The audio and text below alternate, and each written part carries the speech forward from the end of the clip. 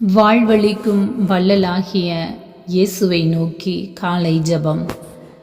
நான் உங்களுக்கு விடுதலை அளித்தால் நீங்கள் உண்மையிலேயே விடுதலை பெற்றவர்களாக இருப்பீர்கள் என்று மொழிந்த எம் இறைவா, உண்மைக்கு சான்று பகர வந்த இயேசுவே, விடுதலை தரும் ஆவியானவரே, உம்மை போற்றி புகழ்ந்து பாடி நன்றி செலுத்துகின்றோம். ஆவியானவர் எங்குண்டோ அங்கு விடுதலை உண்டு. ஆற்றலாலும் அல்ல, சக்தியாலும் அல்ல, ஆவியால் ஆகுமே என்ற வாக்கின்படி உண்மைக்கு சான்று பகரும் ஆவியானவர் இன்றைய நாளில் ஆளுகை செய்து எங்கள் குடும்பங்களில், எங்களுடைய உள்ளங்களில், எங்களுடைய சொந்த பந்தங்களுக்கு இடையே இருக்கக்கூடிய சோதனைகள், ஏக்கங்கள், கவலைகள் அனைத்தையும் தீர்த்து வழிநடத்தும்படியாக ஜெபிக்கிறோம்.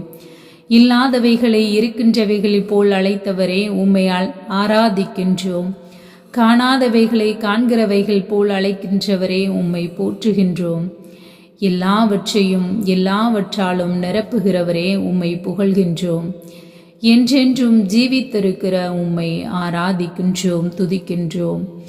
மனிதர்களுக்கெல்லாம் ஆயுளை கொடுக்கிறவரே, உம்மை துதிக்கின்றோம்.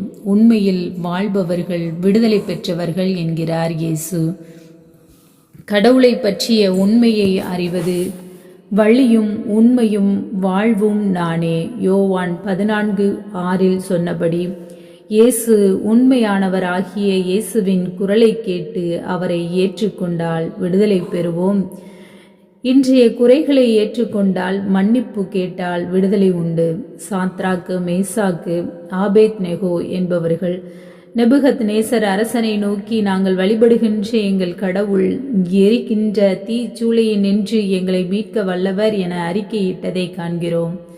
அவர்களுக்கு கொடுத்த பக்தி வைராக்கியத்திற்காக, உறுதியான மனநிலைக்காக உம்மை போற்றி புகழ்ந்து ஆராதிக்கின்றோம்.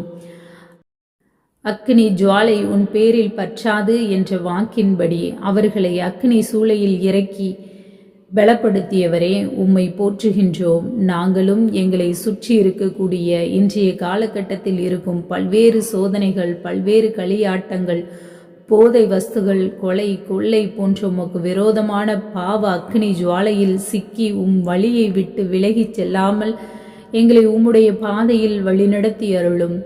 நாங்களும் உண்மை பேசிய தானியேலுக்கு இறைவன் தந்த விடுதலையை கண்டதைப் போல நாங்களும் உண்மையாக வாழ்வதால், பேசுவதால் இழப்புகள் வந்தாலும் உண்மையின் மக்களாக வாழ்ந்து உமக்கு சான்று பகர்பவர்களாகவும், ஒளியின் மக்களாகவும், பாவ இருளிலிருந்து விடுதலை பெற்றவர்களாகவும் வாழ உமது இறை அருளை வேண்டி தாழ்ந்து பணிந்து ஜெபிக்கின்றோம் எங்கள் ஜீவனுள்ள நல்ல தந்தையே. ஆமேன், ஆமேன், ஆமேன்.